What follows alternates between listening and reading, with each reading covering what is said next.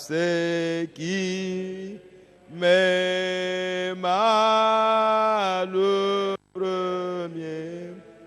Le premier. Alléluia. Oh, gloire à Jésus-Christ, notre Dieu. Mon salut sur le bois du calvaire. Je l'aimais, je l'aimais. Alléluia. Oh, gloire à Jésus-Christ, notre Dieu. Je l'aimais parce qu'il m'aima le premier.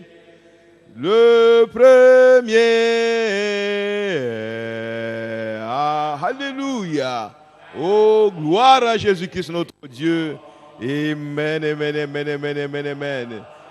Lui sur le bois du calvaire.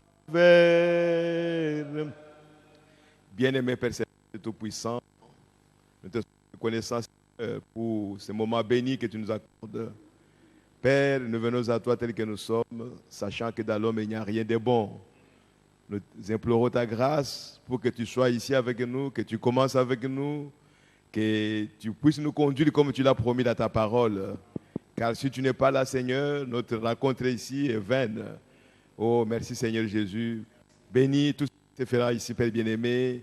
Bénis la parole que nous allons lire et bénis les paroles que nous allons prononcer devant ton peuple, mes Pères. Et conduis-nous jusqu'à la fin, afin qu'en sortant d'ici, nous puissions sortir avec des conclusions. Oh, merci Seigneur Jésus-Christ, notre Dieu. Que le Saint-Esprit puisse se mettre à l'œuvre, car l'homme n'est rien, Seigneur, et dans l'homme, il n'y a rien de bon. Nous comptons sur toi et nous attendons. Nous te le demandons ainsi, au nom du Seigneur Jésus-Christ. Amen. Et restons debout, nous allons lire une portion de la parole de Dieu. Nous allons lire dans deux endroits.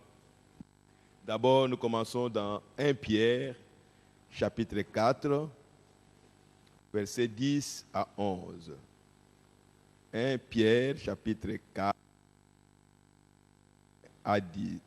versets 10 à 11.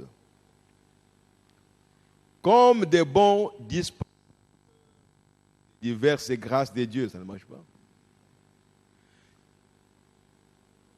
Que chacun de vous mette au service des autres le don qu'il a reçu.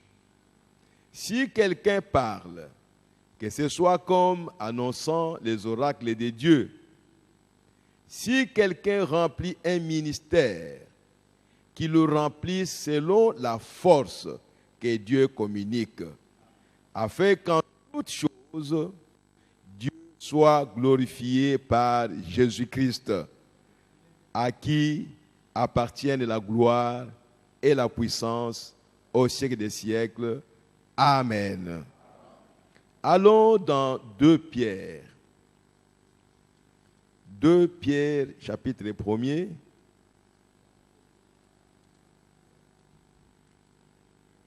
2 Pierre, chapitre 1er, nous lisons à partir du verset 19 jusqu'au verset 21. 2 Pierre, chapitre 1er, verset 19. Et nous tenons pour d'autant plus certaine la parole prophétique à laquelle vous faites bien de prêter attention, comme à une lampe qui brille dans un lieu obscur, jusqu'à ce que le jour vienne apparaître et que l'étoile du matin s'élève dans vos cœurs. Sachant tout d'abord vous-même qu'aucune prophétie de l'Écriture ne peut être un objet d'interprétation particulière, car ce n'est pas par une volonté d'homme qu'une prophétie a jamais été apportée, mais c'est poussé par le Saint-Esprit que des hommes ont parlé de la part de Dieu. Que le Seigneur bénisse sa parole au nom du Seigneur Jésus-Christ. Amen. Vous pouvez vous asseoir. Ou nous pouvons nous asseoir. Nous sommes déjà en retard. Nous avons écouté les exposés qui ont été faits la fois passée au sujet de la succession, de la relève et pourquoi pas de l'épée que William Branham devait laisser à quelqu'un. Et nous avons suivi les orateurs. Je dis à la fin que la fois prochaine, nous allons conclure.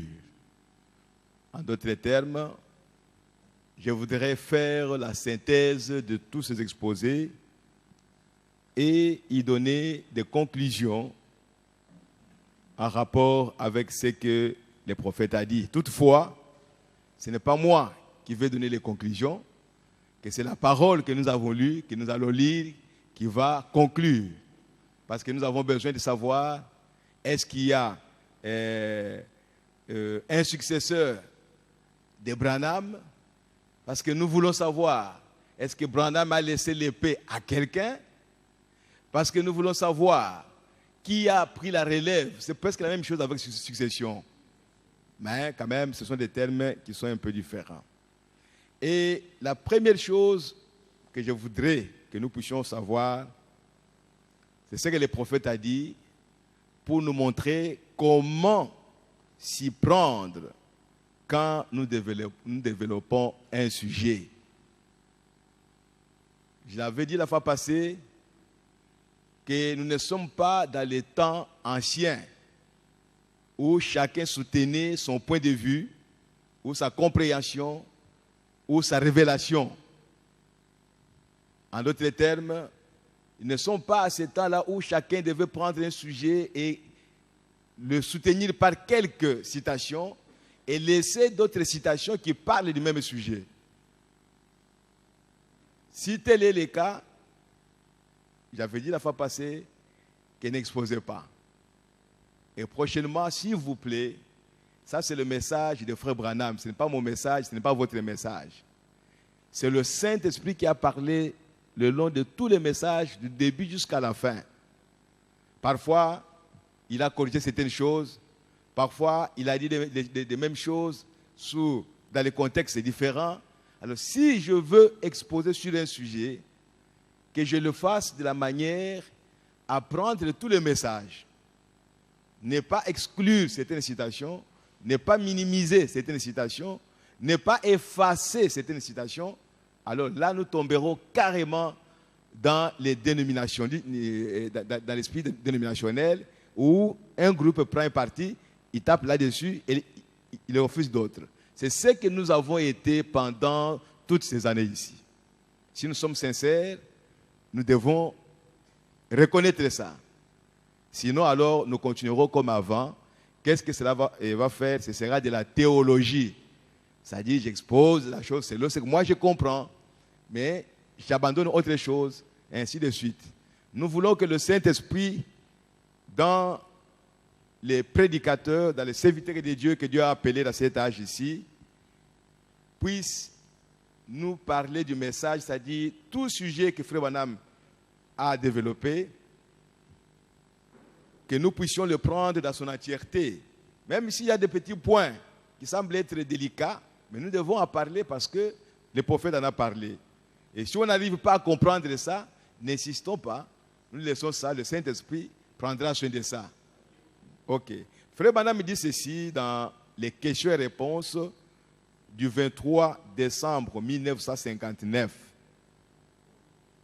Questions-réponses du 23 décembre 1959. COD, c'est page 462.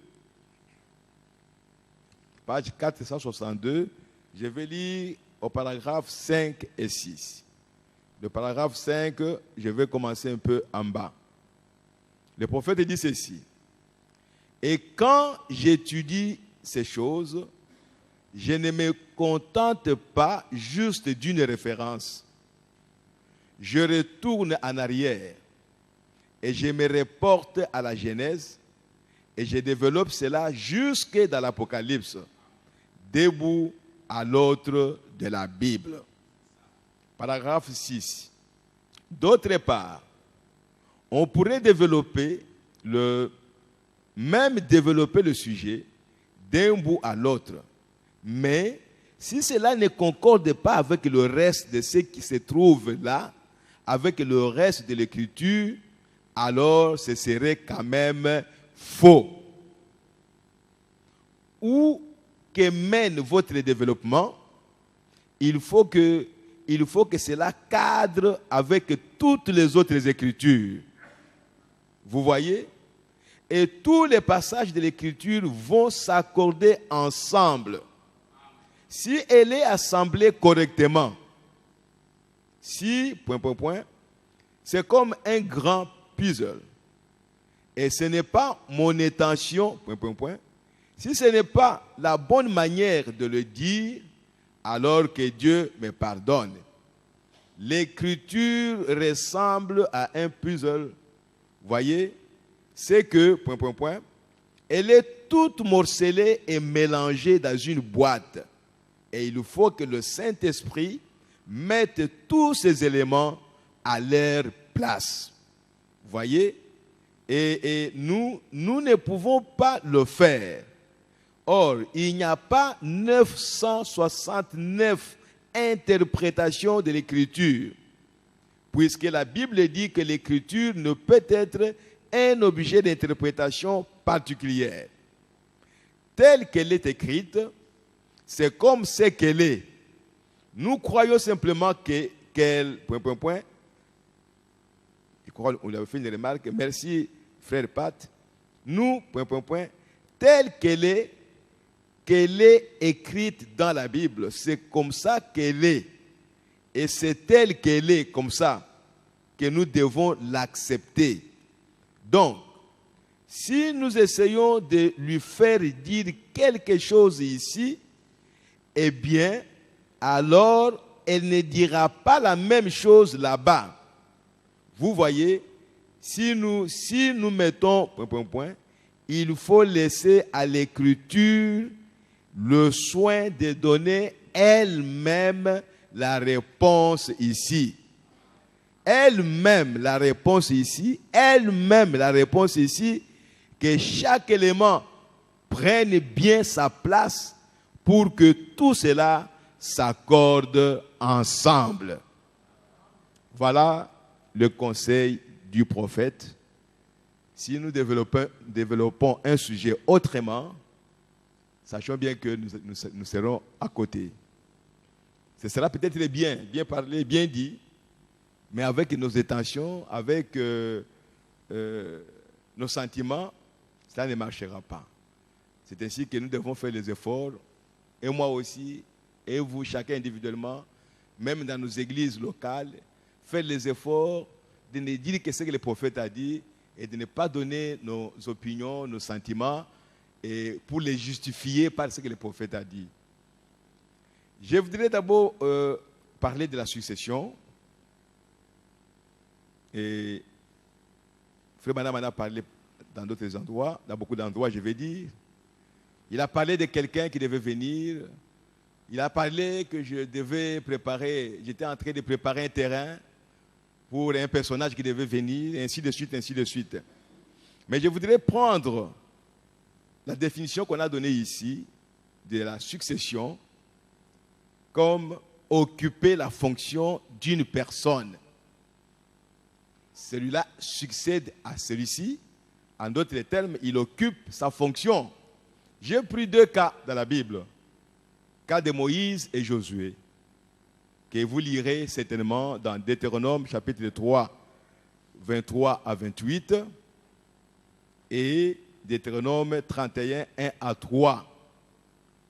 C'est même écrit Josué, successeur de Moïse. En d'autres termes, la fonction que Moïse devait remplir, accomplir, n'était pas terminée. Lui n'a pas terminé cette fonction-là. Parce qu'il devait faire sortir les enfants d'Israël de l'Égypte pour les amener à Canaan. Moïse a été repris, il n'a pas terminé ça. Quelqu'un qui devait le succéder, il devait aller jusqu'à accomplir la tâche que Dieu lui a donnée. Et c'est ce que Josué a fait. Le camp d'Élie et Élisée, c'est la même chose. Élie avait aussi des tâches qu'il devait accomplir. Et je crois que vous connaissez très bien, le Saint-Esprit lui avait parlé pour qu'il puisse aller oindre Élisée, pour qu'il puisse aller oindre Jéhu, pour qu'il puisse aller oindre telle personne, ainsi de suite. Mais nous avons vu que de tout cela, Élie n'a oint que Élisée. Mais le reste, là, c'est Élisée qui a accompli ça. Pourquoi? Parce que l'esprit qui était sur Élie était sur Élisée. Et on parle d'Élisée qui était le successeur de Élie. Et même quand il a traversé le Jourdain, les prophètes qui étaient de l'autre côté ont témoigné que l'esprit d'Élie est sur Élisée. Voilà les deux cas que j'ai pris. Et dans la Bible, peut-être il y en a d'autres aussi, mais je ne voulais pas aller trop en détail. Maintenant, je suis venu dans le cas de Frère Branham. Frère Branham, je crois que on l'avait dit la fois passée, dans ses rangées du côté de Jésus, paragraphe 60 à 63, il a eu un songe. Dans ce songe, il devait aller tenir des réunions spéciales quelque part. Et quelqu'un est venu le prendre. Il dit lui-même que d'habitude, c'est Billy Paul qui le prend. Et quand cet homme-là est venu le prendre, il parlait à Frère Branham. Il lui parlait. Frère Branham a dit que l'onction l'avait quitté. Et quand il est allé à la chaire, il n'y avait plus d'onction. Maintenant, il est revenu à lui-même. Il s'est demandé, mais comment est-ce que cela est arrivé? Et il s'est posé des questions. Nous pouvons lire ça et pour rafraîchir les mémoires. C'est rangé du côté de Jésus. Parce que nous devons faire attention quand nous lisons les prophètes et nous lisons seulement ce qu'il a dit. Je suis au paragraphe 60. Il dit, l'autre nuit, j'ai rêvé que j'étais allé exercer le discernement dans un lieu où une foule de mes amis s'était rassemblée. Ils étaient des milliers à une réunion. Un homme est venu me chercher. D'habitude, c'est Billy qui vient me chercher. Parce qu'il ne faut pas me parler. Ça, c'est un point très important pour les prédicateurs aussi, pour nous tous. Quand vous avez été dans l'onction, vous avez mérité, vous êtes sous l'onction, il faut venir directement à la chair. Il ne faut pas que les gens vous parlent, parce que certainement l'onction va partir. Et quand ça part, tu vas commencer à parler de toi-même. Il faut vraiment conserver ça. Alors, d'habitude, c'est Billy qui vient me chercher parce qu'il ne faut pas me parler. Et cet homme-là était un vrai moulin à parole. Alors, avant que j'arrive là-bas, l'onction pour ça était complètement partie. Et là, je me suis dit, eh bien, je vais juste aller là et prêcher le message. Dire à ces gens, n'ayez rien à voir avec ces dénominations et tout ça. Et sortez comme ceci. Et quand je suis arrivé sur l'estrade, ça aussi c'était parti. Maintenant, ça a tiqué le prophète. Il commence maintenant à se poser des questions. Je suis au paragraphe 61. Je ne sais pas ce que ça voulait dire, mais je continue, c'est tout. Je ne sais vraiment pas. Il se peut que ce soit la fin de ma route.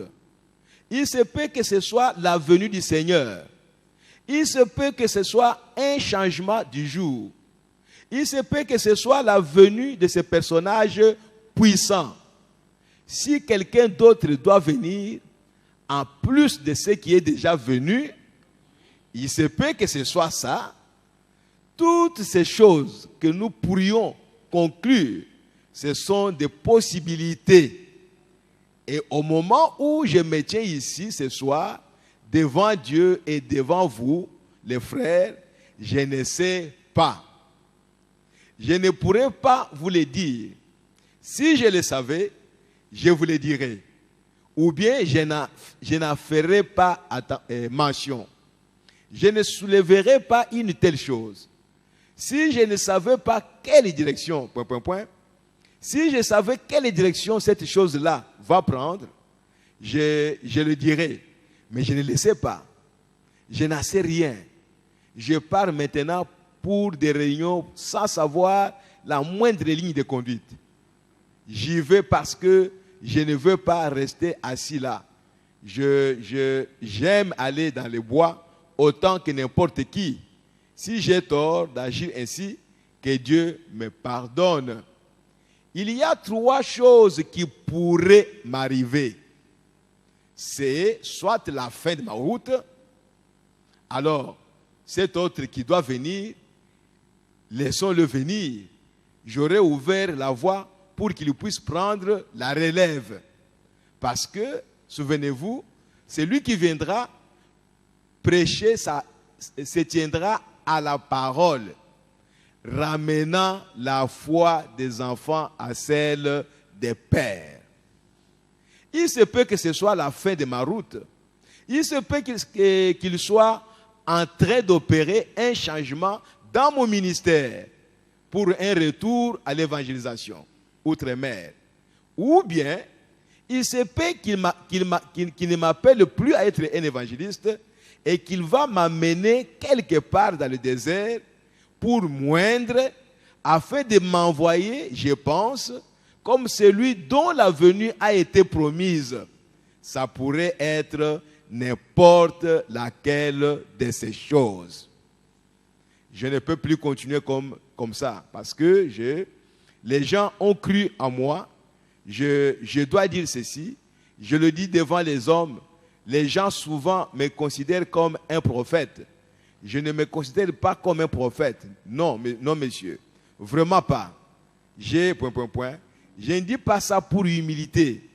Je le dis pour être franc. Je ne me considère pas comme un prophète du Seigneur. Je n'ai pas cet honneur. Voilà ce que le prophète a dit. Et en tant que serviteur de Dieu, nous ne pouvons pas prendre une chose sans avoir eu la révélation des autres choses. Donc, Frère Branham s'est posé des questions. Et maintenant, nous sommes là. Il n'a pas pointé cette personne. Le grand homme qui viendra. L'homme puissant. La personne, une personne importante qui va entrer en scène. Maintenant, dans ce qu'il disait là, c'est là où nous allons lire pour découvrir quel est ce personnage-là. En d'autres termes, Frère Branham donnait ses identifications. Comment cet homme-là fera, qu'est-ce qu'il fera, comment il va agir pour que nous puissions le reconnaître. Frère Branham me dit dans la prédication, aujourd'hui cette écriture est accomplie, prêché le 19 février 65, au paragraphe 152, il dit que cet homme-là, ce personnage-là que nous attendons, quand il viendra avec un message qui secouera les cœurs des gens pour les ramener au Père apostolique. Quelqu'un avec la puissance d'Élie. Je voudrais lire ça. Paragraphe 152. Le 19 février 65. Il dit ceci. Selon Malachie 4, un passage de l'Écriture, il doit venir un message qui secouera le cœur des gens pour les ramener directement au Père apostolique. Quelqu'un doit entrer en scène. Quelqu'un avec la puissance d'Élie qui entrera en scène.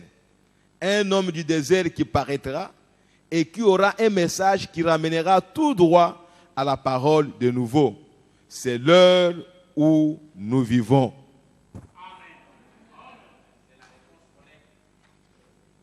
Maintenant, dans les questions-réponses du 27 mai 62, il dit ceci, je suis au paragraphe questions et réponses du 27 mai 62. Du 27 mai 1962. Je suis au paragraphe 160 à 162. Alors, paragraphe 160 à 162. Alors, qu'est-ce que ça voulait dire? J'ai prêché à cette église, ici, vous disant que je croyais que quelqu'un d'extraordinaire allait venir. Je crois et je vous l'ai dit, que je crois que les Écritures attestent qu'il y aura un messager pour les derniers âges de l'Église. Je crois cela. Je me suis attendu à voir paraître cette personne. J'ai guetté constamment. Je vois s'élever un homme. J'entends parler de lui, un grand homme qui prend un départ foudroyant. Je remarque que son message s'écarte beaucoup de la Bible. Je le vois retourner aussi vite dans son coin. Voyez? J'en observe un autre qui s'élève. Il monte à flèche là-bas. Mais il ne va pas parmi les aigles. Il reste parmi les corbeaux dénominationnels. Il reste en bas ici, dans son organisation. Et en voilà un autre qui fait entrer plus de membres et tout. J'observe cela, je vois cela s'éteindre. Paragraphe 162, je pense, oh Dieu, où est celui qui va rétablir la foi des pères pour la ramener aux enfants? Où ces semences vont-elles être plantées? Où ça? Qu'est-ce qui doit se produire? Oh, merci Seigneur. C'est la vérité. Donc, la personne que lui attendait, quand il viendra, elle va rétablir la foi des pères. Dans ces rangées du côté de Jésus, nous avons, je crois, lu ça. Dans ces rangées du côté de Jésus, paragraphe 62.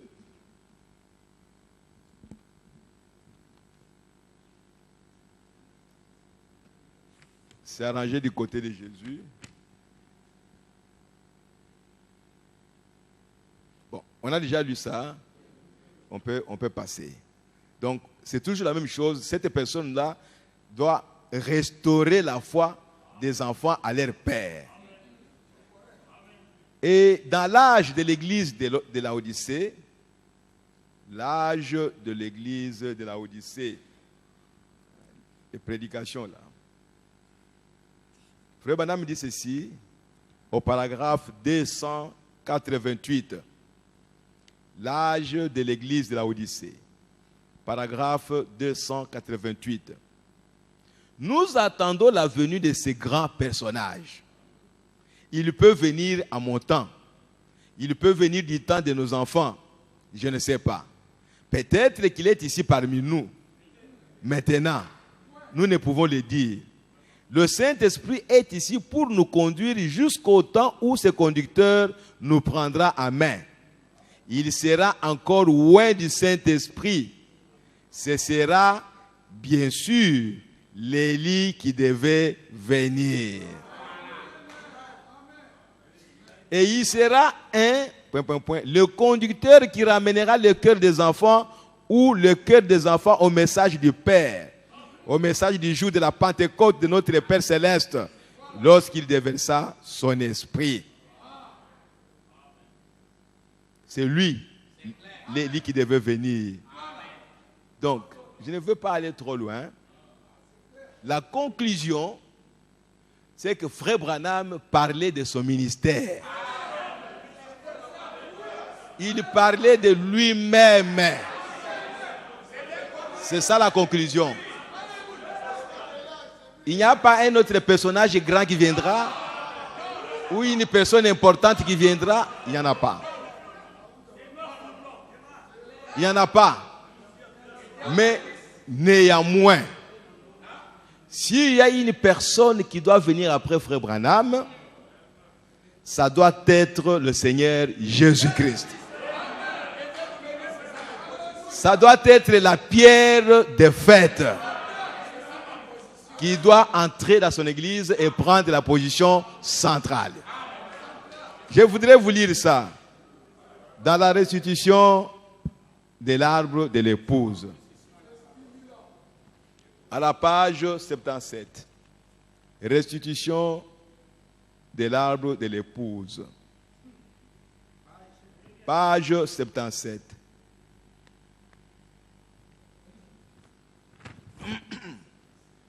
Bon, je peux commencer même à la page 76 pour vous donner l'idée. La quatrième lumière, celle qui doit venir, sera accompagnée de mêmes miracles. Faites bien attention à cela. La justification ramena le bois de l'arbre, la sanctification ramena l'écorce, la doctrine de la sainteté, qui ramena les feuilles, la Pentecôte. Comment cela? Les feuilles, les battements des mains, la joie, les réjouissances, la Pentecôte. Et ensuite, quatrièmement, il y eut la parole elle-même. La parole faite chair, les fruits de la résurrection. Les signes montrant la position que Christ a maintenant prise après qu'ait été planté la justification, la sanctification et le baptême du Saint-Esprit. Les organisations sont mortes et Christ a de nouveau pris la position centrale qu'il devait occuper, la pierre de fête de la pyramide. Justification, sanctification, baptême du Saint-Esprit et enfin, venue de la pierre des fêtes. Qu'est-ce que c'est là? L'organisation pentecôtiste a été éliminée afin que l'Église puisse être revêtue de même ministère que celui qu'il avait lorsqu'il s'en alla au ciel. C'est alors que lors de sa venue, il pourra enlever son Église tout entière. Parce qu'ils auront été justifiés, sanctifiés et baptisés du Saint-Esprit. Cette pyramide sera de nouveau debout. Frère Branham dit dans Dieu dévoilé, paragraphe 283. Paragraphe 283. Il dit ceci. Il a fait chez les réformateurs, il a revêtu un voile,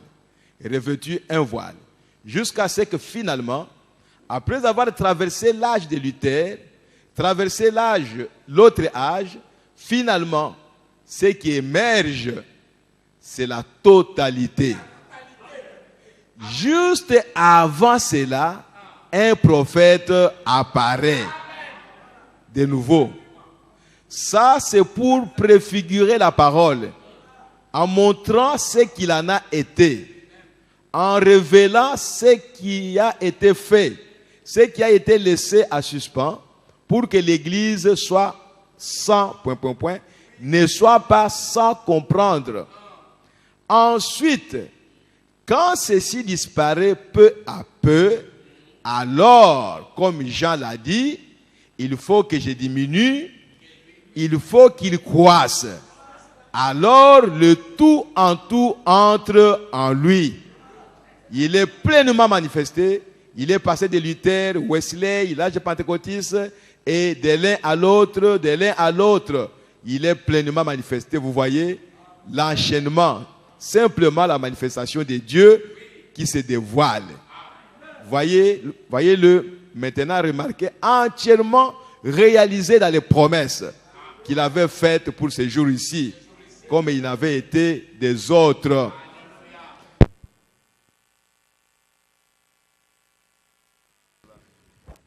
Ok.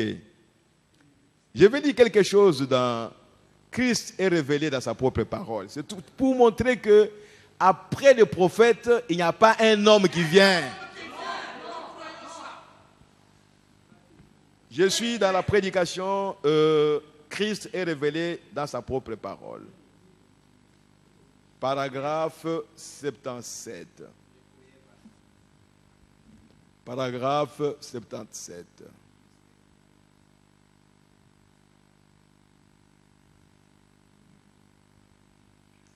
Oui. Il dit ceci. Vous voyez un âge succédant à l'autre. Nous avons commencé par le fondement, le premier âge de l'Église, où la sémence est allée en terre. La sémence complète. Elle a reparu premièrement par les pieds, Luther, ensuite à travers Wesley, ensuite dans les pentecôtistes, les langues et les lèvres. Voyez-vous? Maintenant, dans les yeux, prophétiques, Malachie 4, et ainsi de suite. Et à présent, il ne reste plus rien à venir, sauf lui, lui-même, qui doit venir se placer à l'intérieur de cela. Parce que c'est la dernière chose. Ce qui suit, c'est l'intelligence.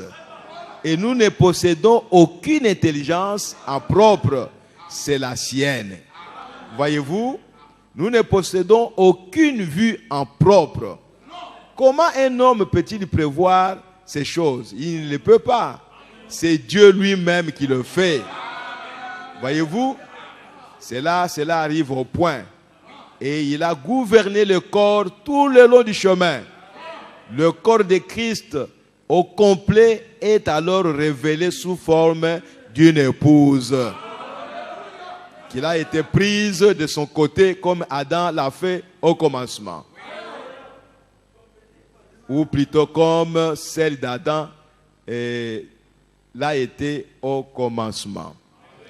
Donc, vous verrez même quand, au temps de frères de Jésus qui est sur la terre, Jean, qui était le précurseur de la première venue de Jésus, il a pointé à Jésus. Il dit, voici l'agneau de Dieu qui ôte le péché du monde. Et il a dit, c'est celui dont je vous ai dit qu'après moi, il y a quelqu'un. Et Jean, quand il a pointé Jésus, il n'y avait pas quelqu'un d'autre entre Jean et Jésus. Après Jean, c'est lui qui a été exposé. Et aujourd'hui, nous savons bien que depuis 1933, la colonne de feu était apparue, le Seigneur Jésus est apparu, et il a dit à Frère Branham, je t'envoie avec un message qui va préparer mon épouse avant ma seconde venue. De même que Jean a été envoyé comme précurseur de ma première venue. Et nous savons que Frère Branham nous a pointé à Jésus. Voici l'agneau vient, l'époux vient. En d'autres termes, il ne nous pointe pas à un homme que nous allons regarder, mais nous devons regarder à l'époux qui vient. Bien sûr, nous le verrons. Vous êtes aussi là. Nous sommes là. Nous sommes en train de prêcher.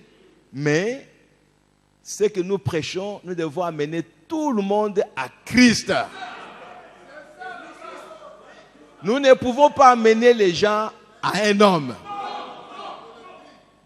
Nous ne pouvons pas amener les gens à un membre du corps de Christ.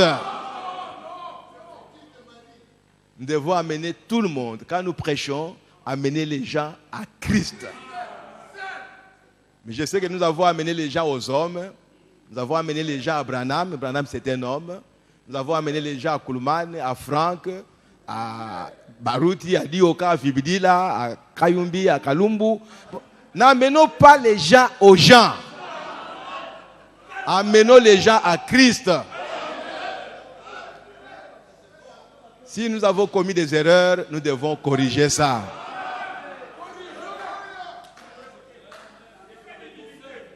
Ok, je crois que j'ai terminé avec la personne qui devait venir. Cette personne-là, c'est William Marion Branham qui est venu. Donc, prêchons ça comme ça.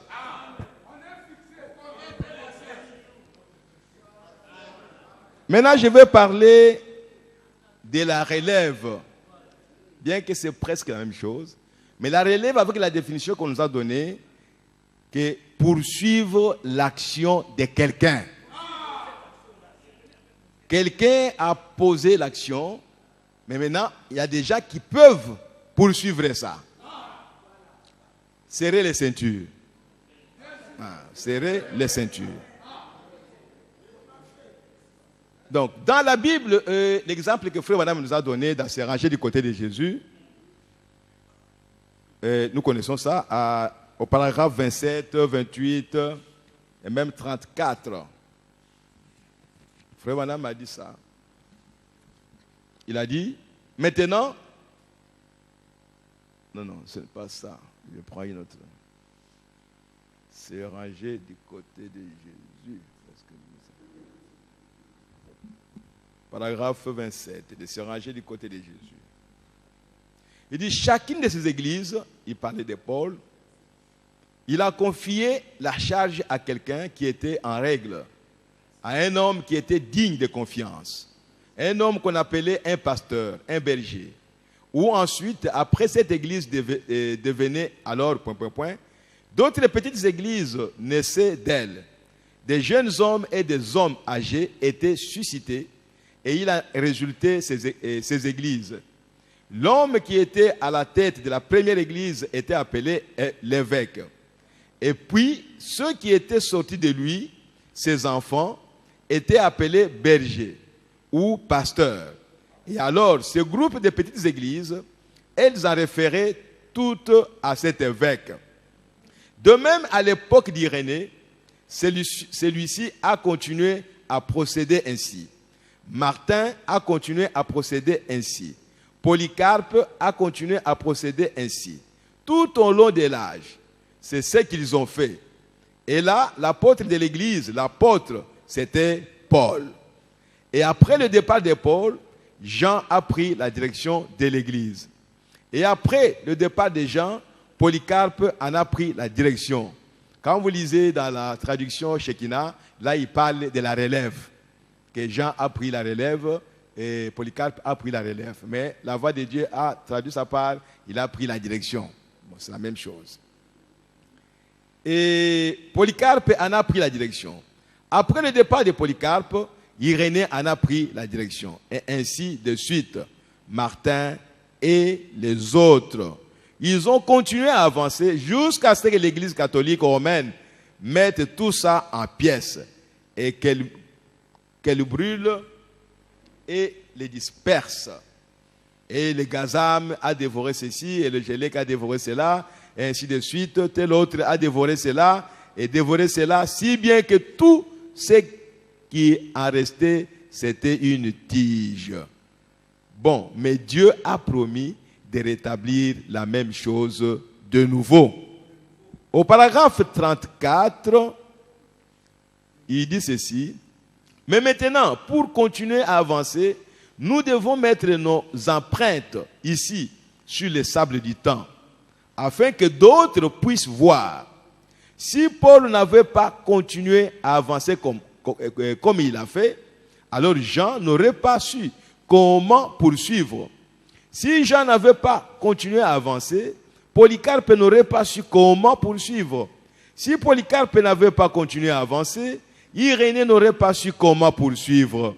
Si Irénée n'avait pas continué à avancer, Martin n'aurait pas su comment poursuivre. Vous voyez ce que je veux dire? Chacun doit mettre ses empreintes sur les sables du temps. Et pour nous aussi, parce que les gens nous regardent. Et quand nous allons partir, les gens vont suivre ce que nous avons fait. Donc, dans la Bible, la relève a été prise par les hommes qui maintenaient l'action de Paul, qui maintenaient la parole pure dans l'Église. Ils n'avaient pas leur propre message, mais ils faisaient tout pour prêcher comme Paul. Ce sont ces gens-là qu'on appelle, ils ont pris la relève. Et même du temps de frère Branham, ce sont des hommes qui sont appelés par Dieu et qui doivent maintenir le message tel que le prophète l'a prêché. Et ces gens-là, ils prennent la relève. Quand nous lisons dans ce que nous connaissons déjà, nous tous, dans l'exposé des 7 âges de l'Église, au paragraphe 149, pardon, page 149, vous connaissez ça. Frère Branham parle des gens qui vont recevoir ces messages et qui vont aller le prêcher. Ils doivent faire attention pour qu'ils disent uniquement ce que les bandes disent. C'est alors que vous prenez la relève de frère Branham. Parce que vous répétez le message tel qu'il a dit. Et les apôtres ont pris la relève de Jésus-Christ. Parce qu'ils prêchaient comme Jésus. Et ils vivaient comme Jésus. Donc vous pouvez aller lire ça. Et dans les questions-réponses du 12 janvier 61, je crois qu'on peut retrouver ça. Question-réponse du 12 janvier. Non, je n'ai pas. Ah, je n'ai pas pris ça. Mais vous pouvez prendre note de ça. Et COD, page 533. Question-réponse du 12 janvier 61. COD, page 533, paragraphe 170.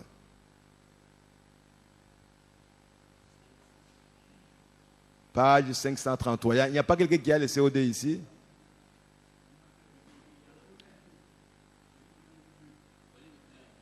Volume 2. Volume 2. Paragraphe 170. Ah, venez avec ça. Donnez-moi ça.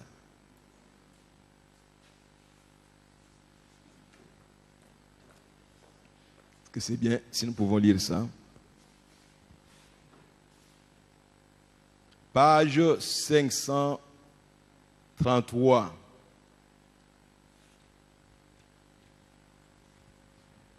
Paragraphe 170.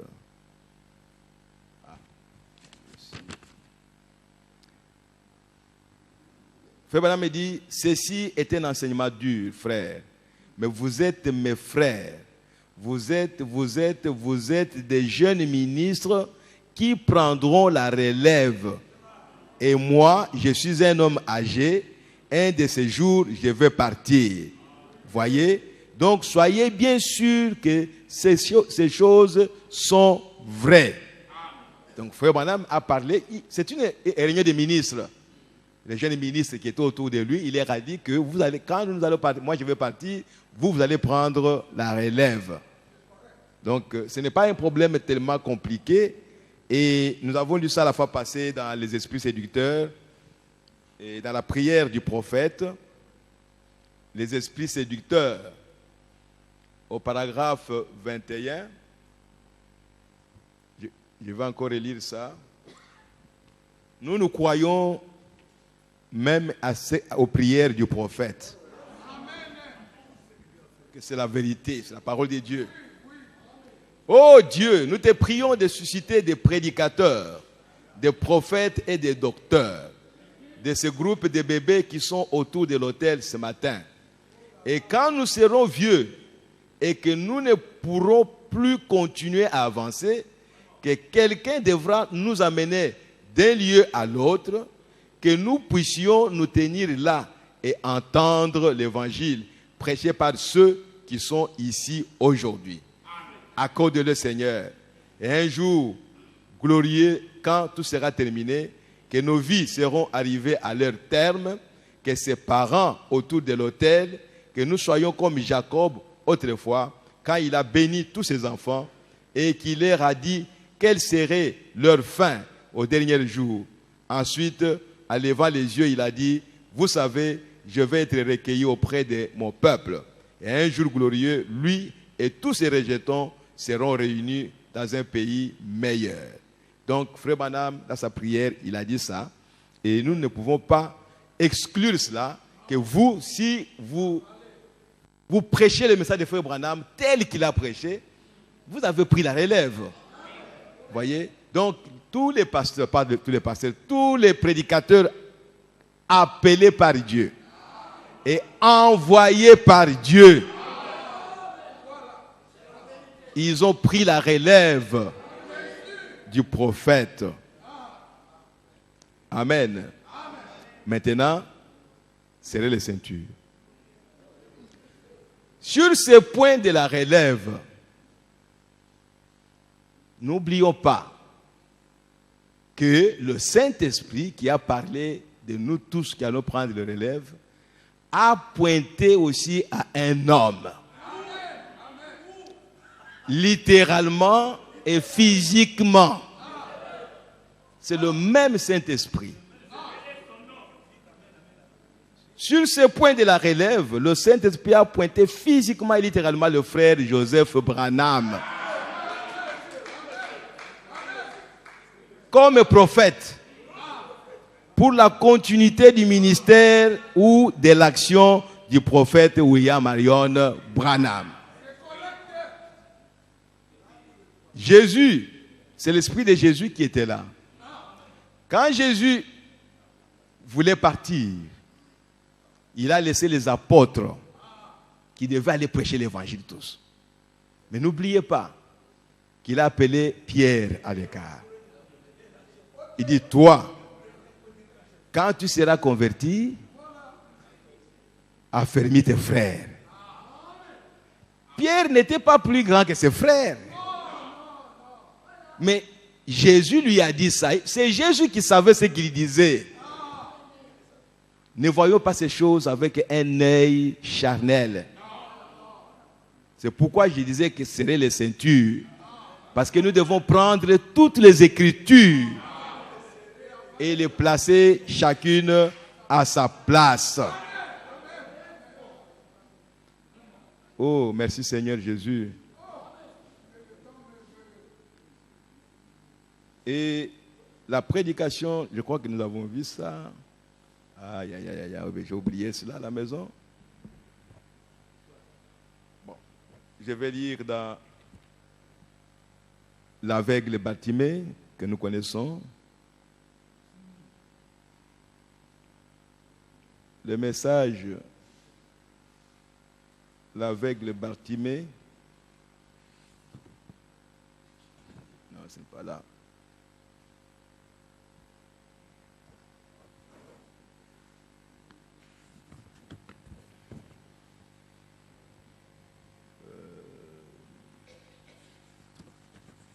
L'aveugle Bartimée prêchait le 7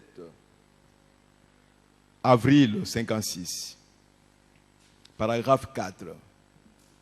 Je peux être reconnaissant de ce qu'il m'a gardé fidèle sur le plan moral. Et ainsi de suite. Et je... Il n'y a qu'une seule chose que je fais, à ce que je sache, qui est en dehors du travail de Dieu. J'aime bien aller à la pêche et à la chasse. C'est... J'aime cela. Et je suis... Je suis heureux de ce qu'il me permet de faire cela. Parce que c'est une activité saine et qui se fait dans la nature. Et comme j'aime aller au bord de la rivière, surtout vers la fin de la saison où il fait chaud, et faire la pêche, et monter dans les montagnes, et être seul là-haut, peut-être pas pour abattre les animaux, mais juste pour monter dans les montagnes et être seul, près des chevaux et tout. J'ai fait un peu d'équitation dans ma vie et j'aime les chevaux, l'équitation, la pêche et la randonnée pédestre. Et toutes ces activités que l'on exerce dans la nature, j'essaye d'élever mon fils de la même manière. Et mon petit-fils, mon petit garçon, s'il vous plaît, Joseph, j'essaye de l'élever. Et si Dieu me laisse vivre, j'aimerais l'élever de la même manière pour qu'il soit un homme bon, pur, qui aime le plein air, qui aime Dieu de tout son cœur. Et je crois vraiment que mon petit garçon Joseph prendra peut-être ma place lorsque Dieu me retirera de la terre. Et je crois que le don prophétique, ou quoi que cela puisse être, le don de Dieu qui m'a été donné d'une manière si solennelle, reposera soit sur Billy, soit sur Joseph, lorsque je partirai. Que Dieu continuera le ministère après que j'aurai quitté la scène. Dans la prédication de ce moment-là,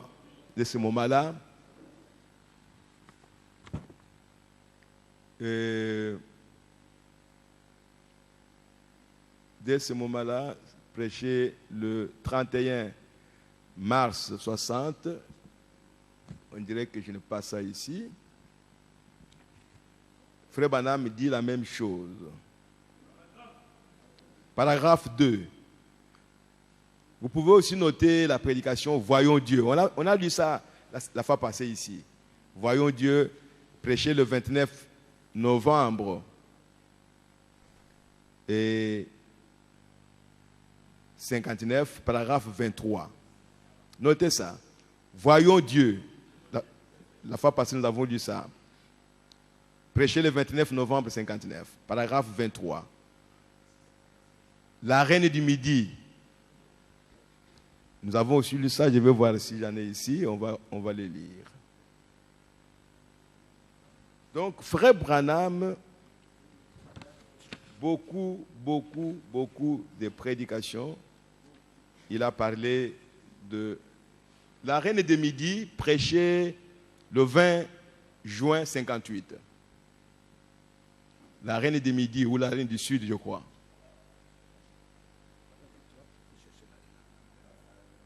Quoi ça? Paragraphe 23, que vous n'avez pas lu, que vous avez donné comme référence. Ah, ok. Voyons Dieu. Voyons Dieu, paragraphe 23. C'est ça. Ok, merci. Je vais d'abord lire ceci. Un de ces jours, paragraphe 11, la reine du Midi, ou la reine du Sud, je crois aussi, prêché le 20 juin 58, paragraphe 11. Un de ces jours, je devrais quitter ce monde, mais j'aimerais le quitter avec un cœur sincère, en faisant le mieux que je peux pour le royaume de Dieu et mourir à la tâche. Voilà de quelle manière j'aimerais partir. Puis si Dieu m'aidait et plaçait le petit Joseph, mon petit garçon ici, à ma place, pour qu'il continue le ministère, si Jésus tarde. Je le reprends. Puis si Dieu m'aidait et plaçait le petit Joseph, c'est Dieu qui va le placer, mon petit garçon ici, à ma place, pour qu'il continue le ministère si Jésus tarde. Dans la prédication Voyons Dieu, dont j'ai parlé dernièrement ici, paragraphe 23, il dit ceci. Le matin où je l'ai consacré au Seigneur, il y a eu beaucoup de petits bébés se tenant là. Leur mère les avait devant l'autel. Quand j'ai pris Joseph dans mes bras, ne pensant pas à ce que je disais, j'ai dit, Joseph mon fils, tu es un prophète. C'est cela ma prière dans tous les cas. Et je crois qu'il en sera ainsi un jour. Dieu prendra tout ce qu'il m'a donné et le doublera 2 fois pour le mettre sur ses garçons. Alors quand je partirai, il prendra ma place. Donc nous ne sommes pas là pour spéculer avec les Écritures.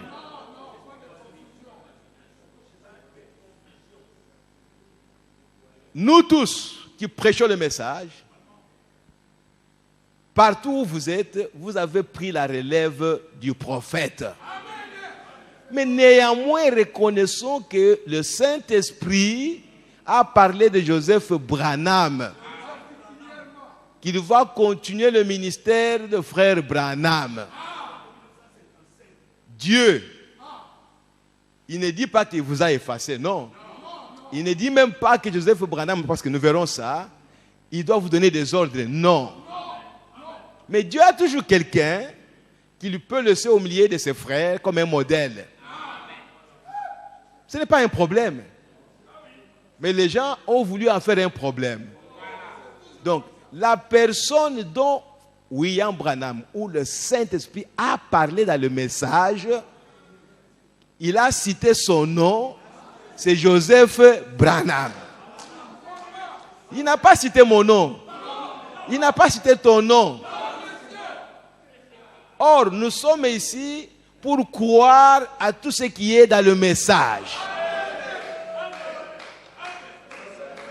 Je ne vois pas ce que nous devons encore faire autre.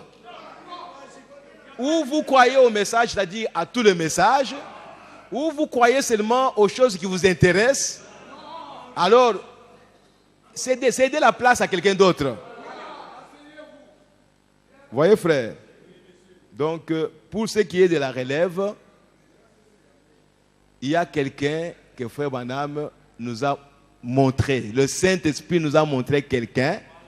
Laissons maintenant le Saint-Esprit faire son travail. Comment il va le faire, je ne sais pas. Mais toi, là où tu es, sois fidèle au message. Parce que parmi les gens qui ont pris la relève, toi aussi tu es là. Voilà. Maintenant, je voudrais parler de l'épée qui a été laissée à quelqu'un après frère Branham. C'est toujours les mêmes choses, mais on essaye quand même de tout ça. Ok. L'épée laissée à quelqu'un après le frère Branham. Je voudrais tout d'abord vous montrer que d'une façon générale, tout prédicateur qui est conduit par le Saint-Esprit doit avoir l'épée de la parole. Tout prédicateur. Parce qu'il est parlé de l'épée de l'Esprit, qui est la parole de Dieu. Comment toi tu vas prêcher la parole sans avoir cette épée-là? Vous voyez, frère? Donc, n'allons pas dans le sens vraiment extrémiste pour agir comme les gens de dénomination. Donc, dans Éphésiens chapitre 6, verset 17, vous le connaissez, je ne vais pas perdre le temps. Et dans Hébreux chapitre 4, verset 12. Donc, nous devons avoir l'épée de la parole, l'épée de l'Esprit qui est la parole de Dieu.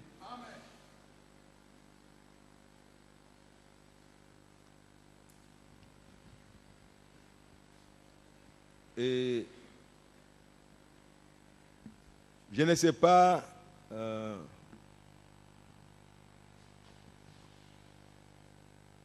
dans la prédication, le sceau de Pâques,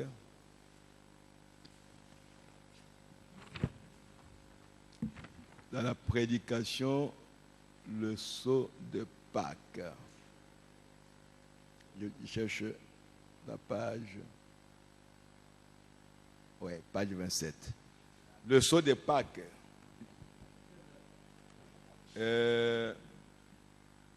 Page prêché le 10 avril 65.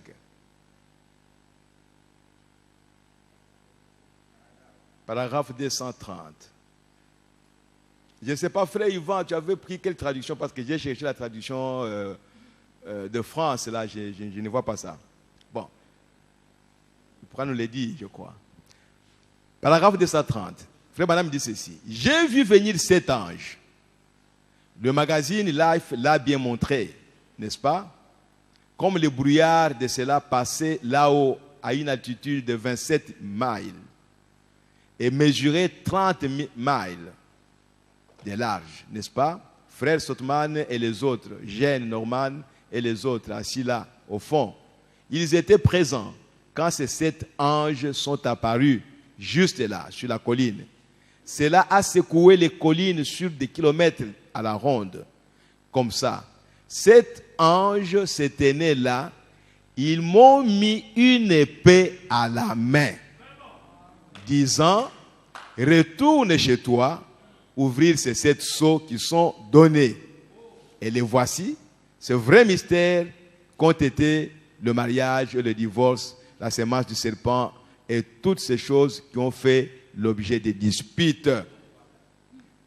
Donc, vous comprendrez que quand Frère Branham était, d'abord il a vu la vision de ces 7 anges et tellement qu'il y a eu l'explosion, Frère Branham pensait que c'était sa mort et il est allé prier le Seigneur dans le Camino Sagnon et là-bas, mes bien-aimés, Frère Branham, pendant qu'il priait, lui-même ne sait pas l'expliquer, c'était une vision ou c'était une réalité, mais il a vu, c'était une réalité comme ça. Une épée est tombée dans sa main. Il a regardé comme j'ai les micros. Il dit, mais ça c'est une épée. Il a décrit et une voix a dit, c'est l'épée du roi. Soyons vraiment humbles. Frère Branham a toujours prêché la parole. Cela signifie qu'il avait l'épée de l'esprit qui est la parole de Dieu. Mais ici, il voit une épée dans sa main. On lui dit c'est l'épée du roi. Et lui-même dit que cette épée-là, c'est la parole de Dieu. Je suis en train de dire ça pour vous montrer que quand il va remettre cette épée à quelqu'un, qu'on sache qu'est-ce qu'il lui a remis. Et qu'est-ce que nous avons. Dans le 7e sceau, 7e sceau, paragraphe 288,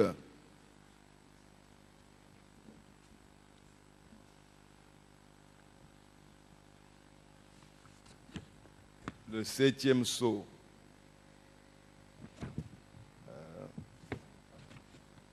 Il dit ceci. L'épée du roi. Bon, si elle avait dit une épée du roi, mais elle a dit, donc la voix, l'épée du roi. Et il n'y en a qu'un qui est le roi. Et c'est Dieu. Et il a une seule épée. C'est sa parole. C'est d'elle que j'ai vécu. Donc, de tous ces temps ici que Branham vivait, c'était de la parole de Dieu qu'il vivait. Ça, je le certifie devant Dieu. Je suis debout ici devant sa sainte chair, avec sa sainte parole posée ici. C'est la parole. Amen. Oh, quel jour glorieux que celui dans lequel nous vivons. Quelle chose glorieuse. Vous voyez, le mystère et le secret. Le 3e, ... Donc, Frère Branham montre que l'épée de l'esprit, ou l'épée qu'il a vue dans sa main, c'est la parole. Amen. Mais maintenant, ce n'était pas pour aller prêcher n'importe quelle parole qu'il a toujours prêché, mais c'était pour l'ouverture des sceaux. Si il me remet l'épée aujourd'hui, je dois me demander, est-ce que je vais aller ouvrir les sceaux? Je dois me poser la question. C'est quelle épée il me donne? C'est l'épée, la Bible ou l'épée, la parole, l'épée, le message du temps de la fin, ou l'épée, c'est l'ouverture des sceaux.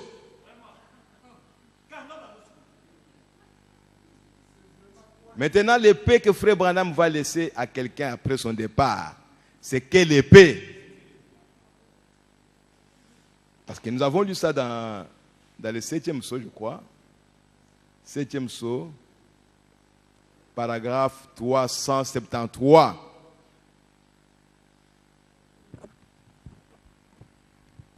J'ai pensé avoir ça ici, je ne sais pas. Est-ce qu'il y a quelqu'un qui a le livre des sceaux ici? Je ne pense pas.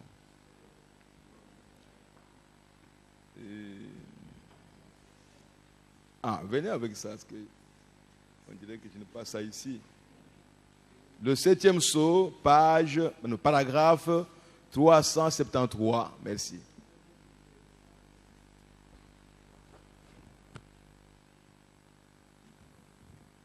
Paragraphe 373. Il dit ceci. Et puis, Seigneur, je te prie de m'aider. Je commence à dépérir, Seigneur. Je sais qu'il ne peut plus me rester beaucoup de jours. Aussi, je te prie de m'aider. Permets que je sois fidèle, Seigneur, et honnête et sincère, afin que je puisse porter le message aussi loin que j'ai été destiné à le porter. Et quand viendra le moment où je devrais me reposer, quand j'arriverai au fleuve et que les flots commenceront à m'apporter, ô Dieu, permets que je puisse remettre cette bonne vieille épée à quelqu'un d'autre qui s'en servira avec honnêteté, Seigneur, et qui portera la vérité. Accorde-le, Seigneur. Et jusque-là, aide-moi à être fort, à bonne santé et courageux. Alors, l'épée, nous savons ça. Que Frère Branham, ou c'est la Bible d'abord, l'appelle la parole de Dieu. Et Frère Branham dit qu'il n'y a qu'une seule épée, c'est la parole de Dieu. N'allons pas exagérer les choses. Non, c'est moi qui ai l'épée. Comme si, qu'est-ce que tu as finalement? C'est à lui qu'on a remis l'épée. Cette épée-là, c'est quoi?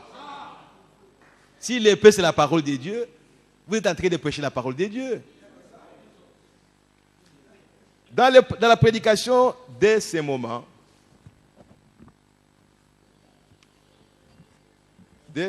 prêché le 16 juillet, oui, de 1960. Dès ce moment, prêché le 16 juillet 1960, paragraphe 116. Père, je ne peux pas dire ce que c'était. Je ne sais vraiment pas. Tu connais mon cœur, que je suis seulement sincère dans ce que j'ai dit. Rends-moi témoignage, Père. Et je vais, c'est un endroit très doux. Oh Dieu, quand mes jours seront finis, je voudrais voir le petit Joseph devenir un homme, afin que je puisse placer cette Bible dans sa main. En effet, le jour de sa consécration, tu as parlé. Tu as dit, Joseph, tu es un prophète. Donc ce n'est pas Frère Branham qui a parlé, c'est Dieu qui a parlé.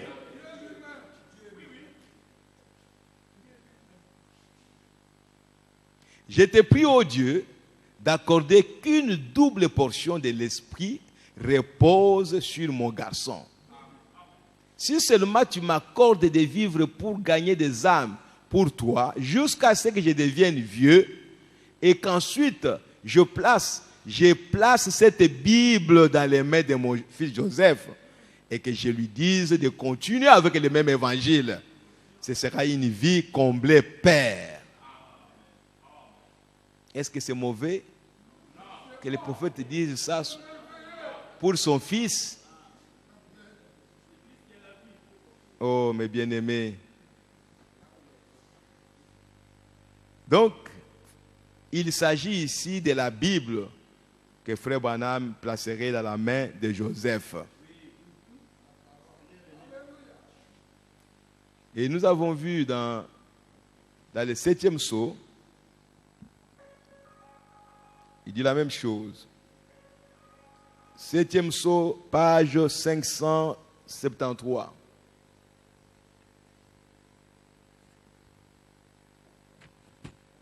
Je commence au paragraphe 286.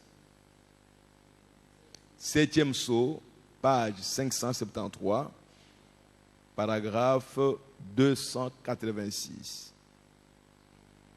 Il parle toujours de l'épée là, qu'il avait reçue. Donc, cela m'est arrivé dans la main. J'ai regardé et c'était une épée. Les poignets étaient de nacre, c'était très joli. Et la garde autour était dorée. La lame semblait être comme en chrome ou en argent, mais très brillant. Et elle était tellement tranchante, taillée à biseau. Oh là là! Et je pensais, comme c'est joli ça. Elle s'adaptait juste bien à ma main. Je me suis dit, c'est vraiment joli.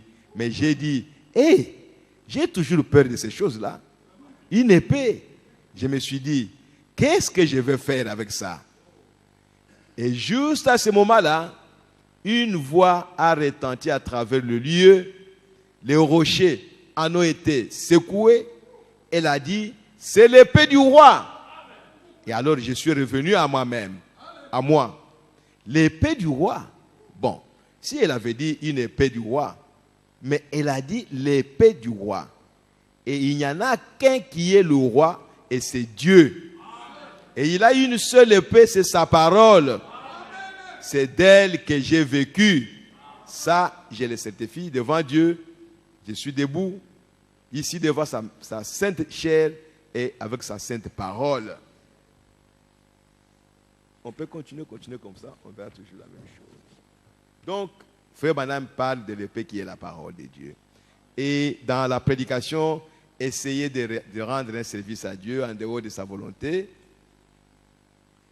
Essayez de rendre un service à Dieu en dehors de sa volonté. Paragraphe 57 à 58.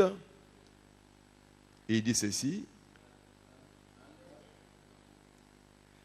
Prêché le 27 novembre 1965. Le 27 novembre 1965. Juste, paragraphe 57 et 58. Juste alors, je me suis dit, bon, cet homme qui m'a parlé tout au long de ma vie, depuis que j'étais un tout petit garçon, est ici même. Et je ne le vois pas du tout. J'ai dit, l'épée du roi, ça pourrait être, c'est Dieu qui est le roi. Et c'est quoi cette épée? La parole. Elle a été placée dans ta main. Il a dit, ne crains pas la mort. Il s'agit de ton ministère. Oh, c'est merveilleux. Donc, nous pouvons aussi lire quelque chose dans l'âge de Pergame. L'âge de Pergame. Prêché le 7 décembre 1960 au paragraphe 89. L'âge de Pergame. Paragraphe 89. Eh bien, l'épée, c'est la parole. Nous l'avons vu au début, dans Hébreux 4, lorsque nous avons expliqué sa divinité.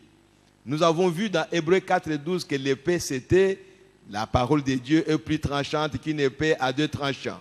Est-ce vrai? C'était la parole de Dieu. Est-ce cela? Bon, observez, vous avez... Cherchons à l'interprétation. Cherchons-en l'interprétation. Nous trouvons cela dans la parole.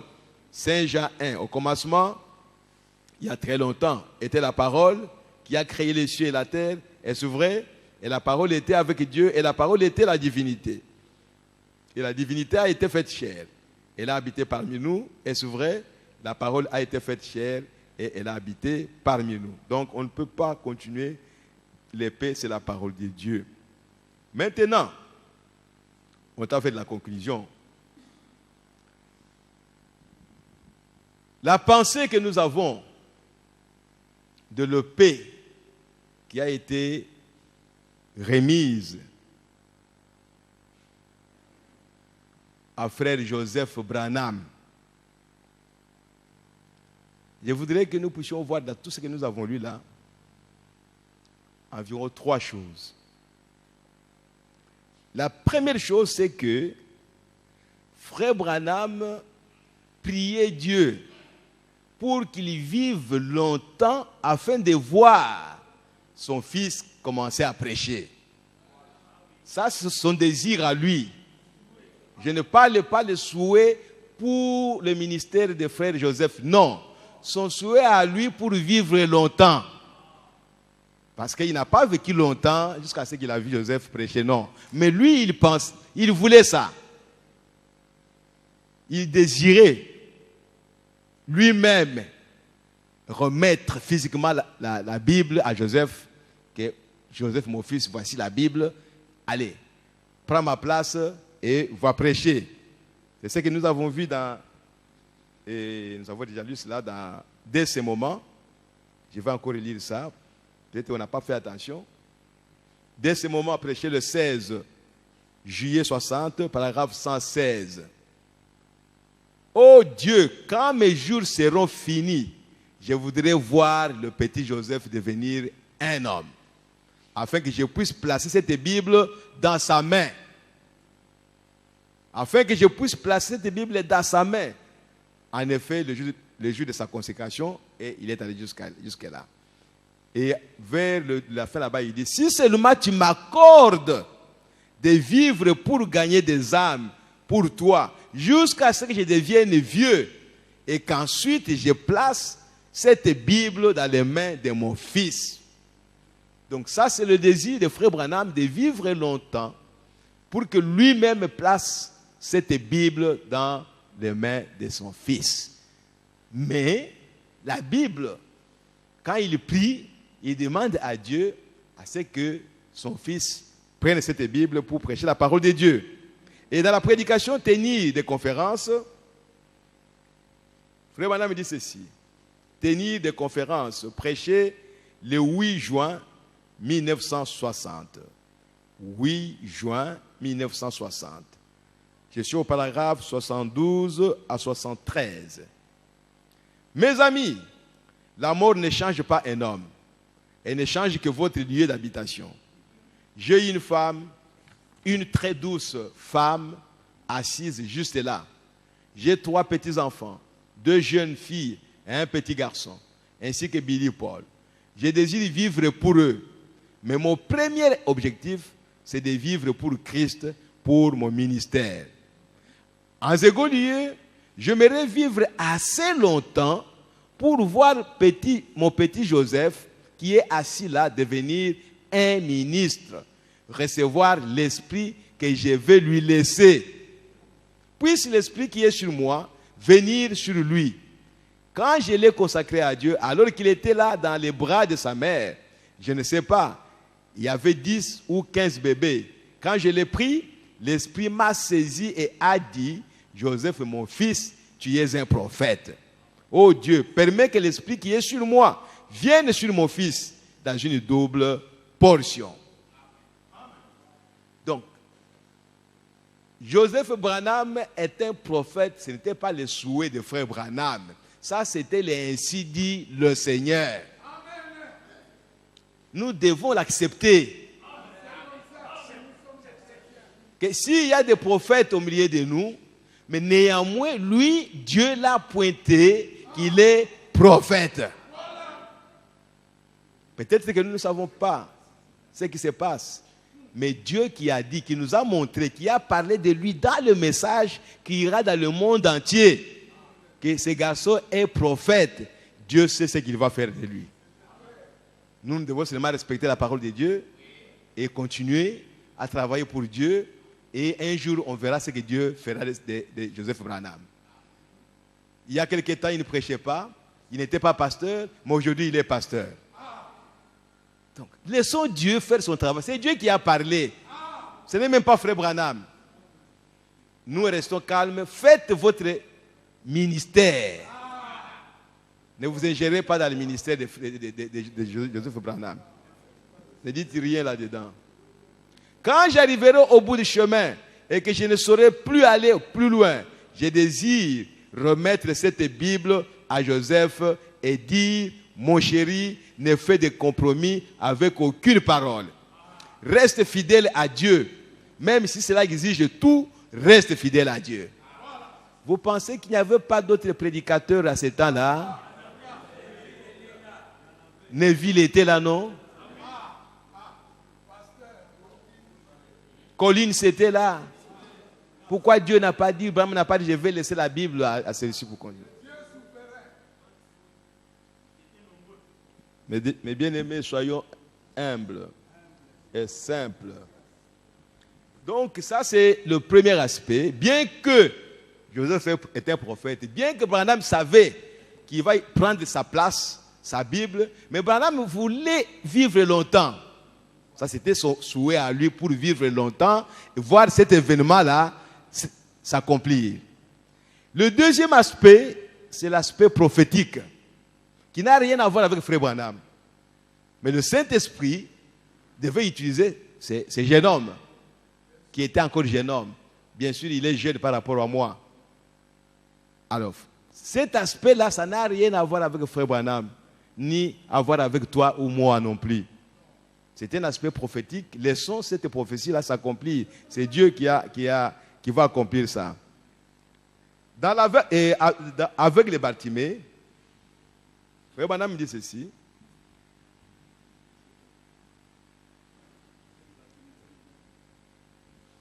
L'aveugle Bartimée. Je crois que prêché le 24 janvier 1961. Prêché le 24 janvier 1961 au paragraphe 84. Il a raconté d'abord de Joseph. Bon, vous pouvez lire ça, mais je vais lire la partie qui nous concerne. L'un de ces jours, je vais m'en aller, mes amis. Je vais quitter le monde. Je prie que Dieu prenne l'esprit qu'il m'a permis d'avoir et qu'il en place une double portion sur mon fils, Joseph, pour faire briller la lumière en mon absence. Ça, c'est un aspect prophétique. Joseph était encore un petit garçon de 10 ans, ou je ne sais pas, peut-être de 4 ans, à 61, je ne sais pas, il avait quel âge? Je crois 6 ans. Parce qu'à 65, il avait 10 ans. Et alors, aussi, je m'attendais à ce que Billy est l'un des meilleurs jeunes garçons que le monde puisse. Il n'a pas été appelé au ministère. C'est son propre père qui dit ça. Eh bien, je n'aimerais pas m'en aller sans quelqu'un pour représenter, pour prendre ma place à mon absence. Ce n'est pas à nous de spéculer là-dessus. Laissons la chose telle que Dieu l'a dite. Oui, frère. Et je crois que le Seigneur fera quelque chose. Il a été prophétisé que Joseph Branham est un prophète. Mais votre ministère, mon ministère, le ministère des gens qui étaient là au temps de Frère Branham, Dieu n'a pas parlé de ça. Il n'a pas parlé que toi tu es docteur, toi tu es apôtre, toi tu es ceci. Mais pour Joseph Branham, Dieu a dit il est prophète. Et Branham, avec l'esprit des prophètes, il parlait toujours de ces jeunes hommes qui doivent prendre sa place.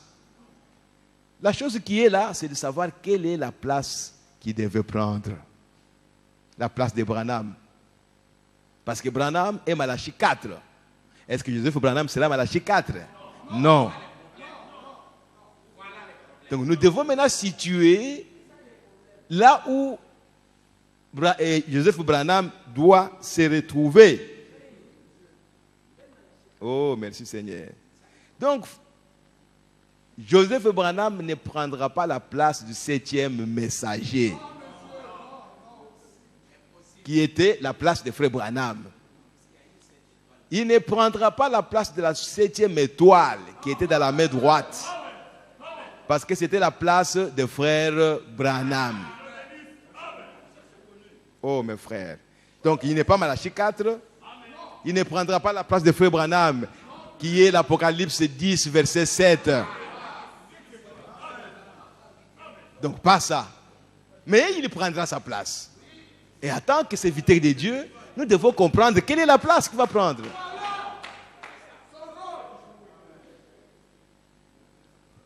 La première chose, Frère Branham était le pasteur de Joseph et de Branham Tabernacle. Même quand il dit que j'ai pris que je sois vieux, que je m'assois là-bas et que je vois Joseph, c'était au Branham Tabernacle. Donc la première chose, c'est que Joseph Branham devait prendre la place de son père à la chair, au Branham Tabernacle. C'était une prophétie et cela devait s'accomplir. Mes frères. Donc nous croyons, je suis maintenant dans la conclusion, que Joseph Branham, c'est un prophète. Ainsi dit le Seigneur. Ce n'est pas quelqu'un qui a un don de prophétie dans l'église, non. C'est un prophète, il peut recevoir les ainsi dit le Seigneur, comme Agabus l'a reçu, et il a donné un message sur le frère Branham, un message du monde entier. Donc Dieu peut utiliser frère Joseph et donner un message, donc une prophétie pour le monde entier. C'est biblique. Je veux que vous compreniez ça, mes bien-aimés. C'est Dieu qui l'a placé, Dieu sait comment il peut l'utiliser. Et quand il va l'utiliser, les aigles comprendront ça. Ils recevront ça. Mais les orgueilleux qui vont dire, oh mais pourquoi est-ce que lui, pourquoi il a dit ceci? Ils ne comprendront pas.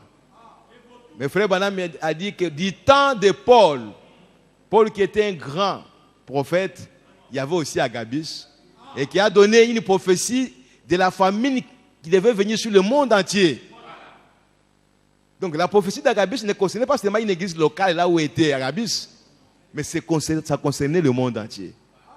Ce sont ces prophètes-là, mineurs, que le prophète Joseph Branham. Donc il n'a pas un don de prophétie comme toi, et tu peux donner ta prophétie, on peut juger ça. Les prophéties données par les prophètes majeurs et mineurs ne peuvent pas être jugées par 2 ou 3 personnes. Donc, dans notre état ici, je ne dis pas qu'il est le seul, mais néanmoins, nous connaissons un. Que Dieu a pointé, nous le connaissons. Deuxième chose, c'est que Joseph Branham, comme je viens de le dire, remplacera son père à la chair de Branham Tabernacle pour prêcher le même évangile que son père a prêché et le même message. Si vous êtes sincère et honnête, vous verrez que notre frère Joseph Branham est en train d'accomplir cette prophétie. C'est difficile de voir. Je ne sais pas, je ne l'ai pas encore écouté, mais chaque fois que Joseph Branham me parle, même quand il va ouvrir le bureau de la voix de Dieu quelque part, vous sentez que ce jeune homme ici a de la sagesse, donc quelque chose qui vient quelque part. Nous devons nous reconnaître. Nous devons nous reconnaître. Et chaque fois qu'il y a un problème, lui, il vous dit toujours, la Bible dit, le prophète a dit, toujours. Il se réfère toujours à la parole, au message des frères Branham. Nous devons le respecter. Que nous qui parlons, et puis au hasard comme ça, nous lançons des mots, des paroles, sans... Non. Il est sévère avec la parole de Dieu.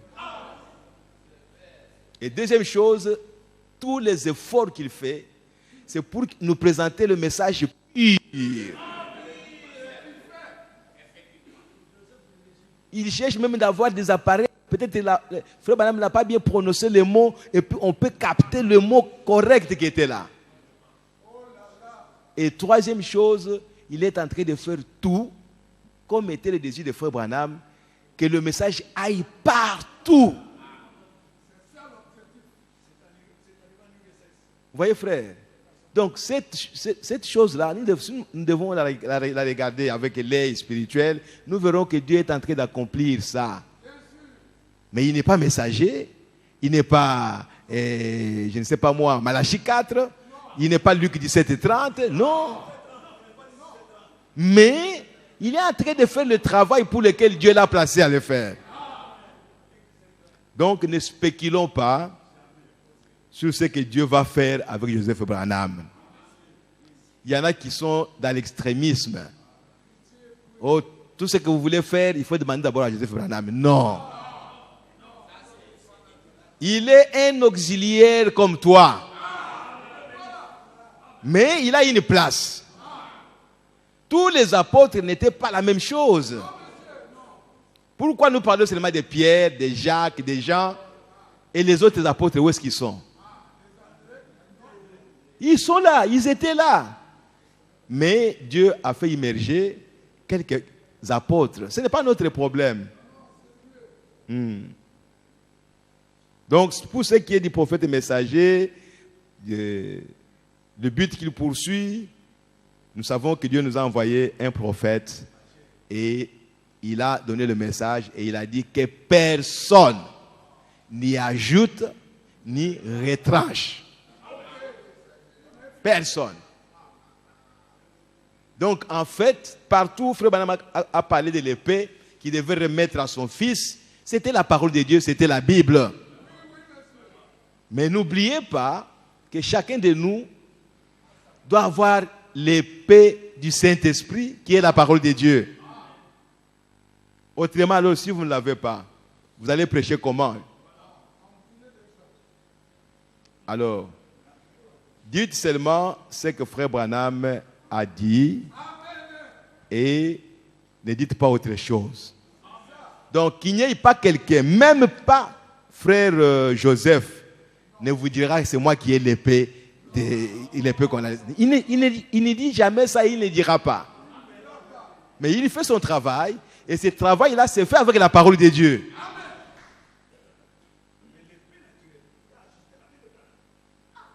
Mais cette épée-là, c'était pour ouvrir toute la parole. Briser les seaux. Qui peut avoir ça aujourd'hui? Oh, c'est moi qui ai l'épée. Mais quelle épée vous avez? C'est celui-là qui a l'épée. Mais quelle épée vous avez? Alors, mes bien-aimés, je voulais seulement prendre tout ce que les bien-aimés ont dit, faire la synthèse et que nous puissions prendre les conclusions là-dessus. Il n'y a pas un successeur de William Branham qui a pris sa place pour que tout le monde puisse regarder c'est lui qui est le successeur. Ça n'existe pas. La relève, oui. C'est lui-même qui en a parlé. Que vous tous, après nous, vous prendrez ma relève. Pour ne dire que c'est que les bandes disent. Et Joseph Branham est aussi dans cette relève-là. Vous n'allez pas l'exclure. Oui. Mais n'oubliez pas que dans toute la Bible, Dieu a toujours fait immerger certaines personnes. Si on ne peut pas reconnaître ça, même ici au milieu de nous, nous commettrons des gaffes. Parce que c'est Dieu qui forme les gens. Il peut former quelqu'un parmi nous ici, il peut former quelqu'un quelque part, il peut former quelqu'un quelque part, et il immerge. Ce n'est pas ton problème. Toi, tu verras seulement comment la personne est en train de travailler. Donc, il n'y a plus de confusion dans le monde ici. Frère Branham comme messager, il n'y aura pas un autre messager. Il a clôturé. Et il n'y a pas d'autres âges. Il n'y en a pas. Donc, dans cet aspect-là, rien ne peut venir après Frère Branham. C'est ce message qu'il nous a laissé. Il a dit, je vous laisse ce message. Et ce message vous conduira jusqu'à l'enlèvement. Donc, n'allons pas à l'extrême. pour devenir fanatique des hommes. Il n'y a pas seulement des fanatiques des frères Joseph, il y en a de beaucoup d'hommes de Dieu. Pendant que nous sommes en train de parler ici, il y a beaucoup de pasteurs qui tournent autour des hommes comme quelqu'un que Branham a laissé. Après Branham, c'est lui. Il y en a beaucoup qui se sont dit eux-mêmes qui sont les successeurs de frère Branham. Mais croyons-le aujourd'hui, si Dieu vous a donné un ministère, que ce soit un grand ministère, que ce soit un ministère où vous ressuscitez les morts, où vous allez à Mama Yemo, tel ministère qui Dieu t'a donné pour attirer les hommes vers lui. C'est tout. Cela ne vous permettra pas d'être au-dessus de quelqu'un d'autre. C'est pourquoi à partir d'aujourd'hui, oublions les hommes qui doivent être au-dessus de nous, au-dessus de vous, au-dessus de l'Église du Dieu vivant. Mais nous devons reconnaître le ministère des gens. Si Dieu a accordé un ministère à quelqu'un, reconnaissez ça. Et si ce ministère agit conformément à la parole de Dieu, et la personne sera honnête, correcte, fidèle, comme William Branham l'a été. Je ne veux pas aller trop loin. Je vais m'arrêter là-bas. Que le Seigneur vous bénisse richement. Ok.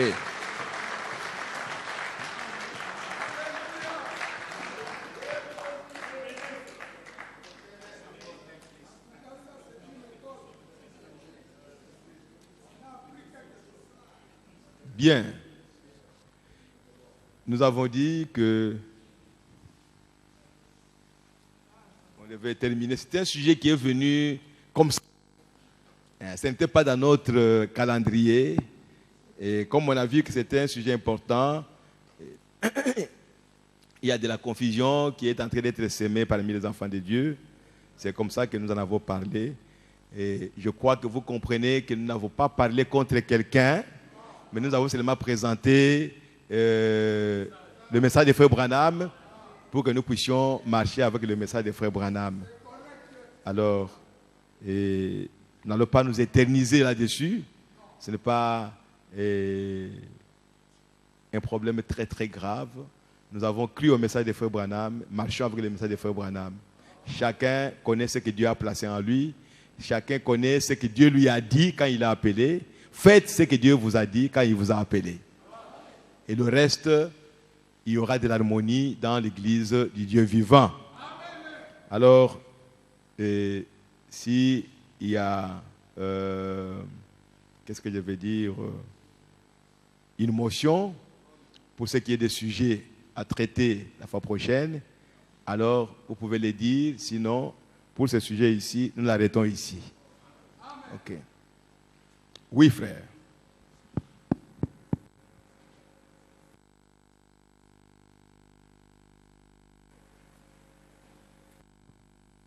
C'est votre frère Chadé. Je suis associé au pasteur Simon Mipataï, au tabernacle de la lumière du soir.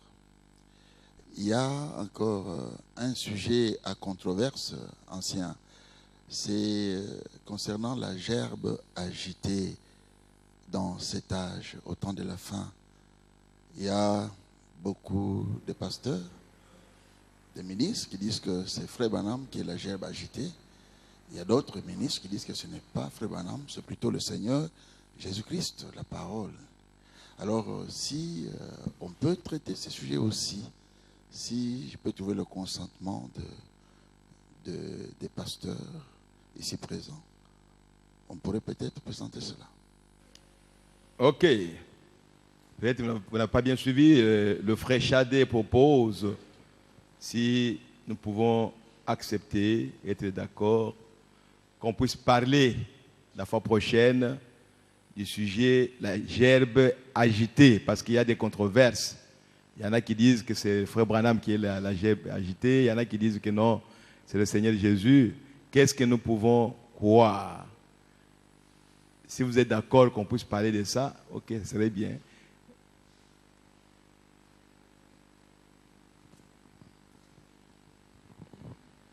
Oui, merci de m'avoir accordé la parole. C'est votre frère Cephas Kianfou, pasteur de Jubilé Tabernacle Angaba. Je ne suis pas contre de la proposition de pasteur Chadé, mais c'est plutôt vous rappeler quand vous nous avez proposé d'arrêter les sujets ou l'enseignement qu'on est en train de suivre sur la souveraineté, vous avez dit à cause de l'urgence. Après avoir terminé ce sujet sur la relève et la personne remarquable, il ne serait pas mieux, au lieu de prendre la gerbagité, qu'on peut toujours garder ça dans le vivier pour en parler après, mais de continuer avec la souveraineté qu'on avait arrêtée dans les opérations de dons et les autres, ensuite continuer. C'est juste ça, je voulais vous rappeler de ce que vous avez dit quand vous avez introduit ce sujet de la relève et la personne remarquable. Merci. Ok, merci beaucoup. Une autre nouvelle chose. Mais c'est quoi? C'est le pasteur Jean Kondo de l'Assemblée chrétienne de Pascal. C'est sur cette même ordre d'idée que le bien-aimé venait de parler. Quand on a parlé du sujet de la souveraineté, il y avait encore quelque chose qui était soulevé, qui était parlé un peu autour de la livraison qui s'est fait par-ci, par-là dans des églises. Et il y a certains bien-aimés, si je peux aller plus loin de les dire, qui disent, mais comment est-ce que nous pouvons nous retrouver par-ci, par-là, dans des plateformes que nous appelons aujourd'hui des réunions de ministres, avec des gens peut-être livrés par-ci, par-là. Et on avait dit aussi qu'on parlerait un peu autour de ça pour voir qu'est-ce que la livraison et qu'est-ce qui se fait comme livraison aujourd'hui par-ci, par-là, et comment nous devons nous y prendre sur cette voie. C'est aussi pendant qu'on parlait de la souveraineté, qu'on parlerait aussi de ça. Ok. Je crois que nous devons être honnêtes avec nous-mêmes. À soulever, c'est un... Et nous devons voir ça. Mais je crois aussi que la souveraineté d'une église locale est pertinente parce que c'est la vie de nos églises. Avec cela, pour clôturer ça, c'est-à-dire parler de la souveraineté avec la discipline dans l'Église et la souveraineté avec l'opération des dons dans l'Église. Comme ça, que ce sont des choses qui sont en train de créer beaucoup de problèmes dans l'Église. L'opération des dons et les dons, comment ils agissent, et ainsi de suite. Et puis, la discipline dans l'Église du Dieu vivant, comme le frère vient de le dire. Et nous pouvons en parler et terminer avec ça. Et dès que nous avons terminé avec ça, nous pouvons prendre le sujet sur la gerbe agitée. Je crois que ce n'est pas un problème de voter, mais c'est quelque chose que nous avons déjà commencé. On avait mis ça en suspens pour qu'on puisse parler de ce sujet, qu'on trouvait qu'il était vraiment urgent, comme les frères c'est facile. Je crois que nous pouvons nous arrêter là pour clôturer la réunion d'aujourd'hui.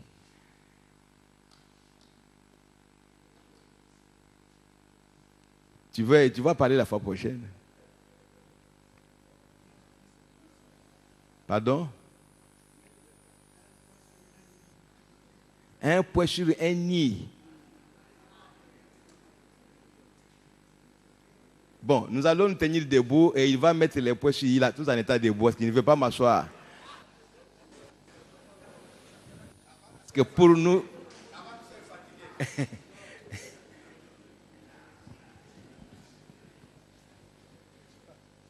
Tu mets ton point sur le i. Mais que nous soyons debout sachant qu'on a déjà terminé. Merci, révérend. Pardon? Le grand ennemi de l'Église, c'est la peur. Si quelqu'un se lève, comme nous avons conclu, que après Branham, avec tout ce que Branham a fait là, avec ce que vous avez donné maintenant comme point clair, Si quelqu'un dit, moi je suis successeur, moi, ça se dit, nous les entendons partout. Je remplace, je suis remplaceur et tout ça. Faisons des pétitions et écartons-les.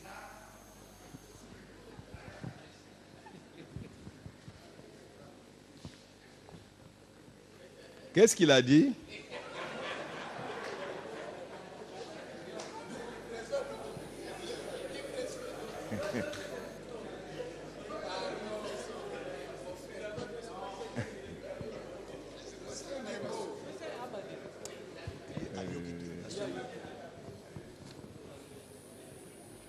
J'ai dit ceci, révérend pasteur.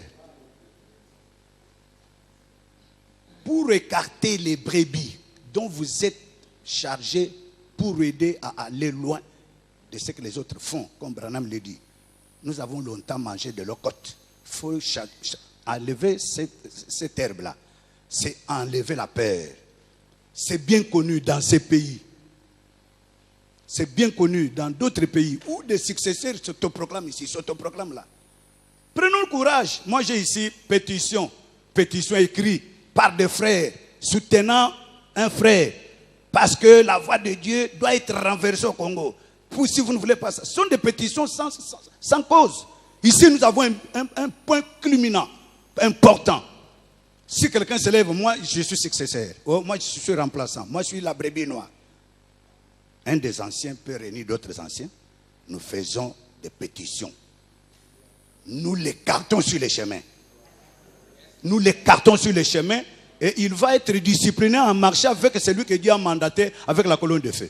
Autrement, nous serons simplement embrouillés. Nous venons dire, nous n'avons que 30 personnes. Nous n'avons pas parlé de personnes. Mais des personnes parlent.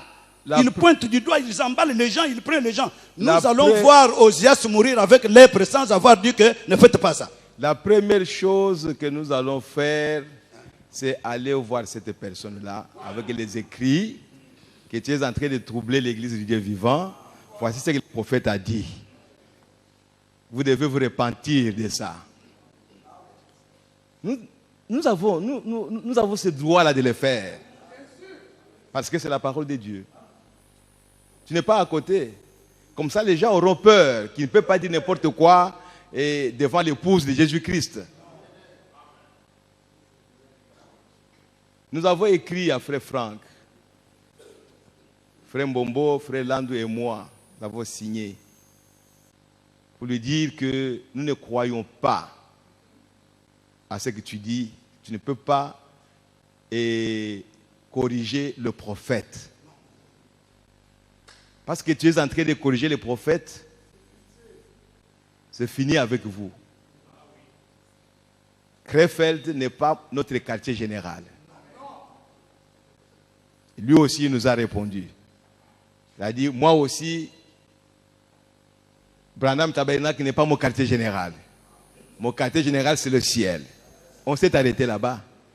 On se respecte, mais néanmoins, il a compris notre position. Nous avons dit ça. Comment les gens peuvent s'élever par-ci, par-là, que je suis successeur de frère Branham, c'est moi qui ai l'épée. Nous, on le regarde comme ça. Gloire, gloire, alléluia, alléluia, gloire, gloire, alléluia, alléluia, gloire, gloire, alléluia. Que tout soit pour Jésus. Oh, Kembo, Kembo, Kembo. Pasteur Kalani, avancez ici, vous allez prier le Seigneur. Oui. Alléluia, Kembo, Kembo, Alléluia. Alléluia, Kembo, Kembo, Alléluia. nyonso pona Yesu.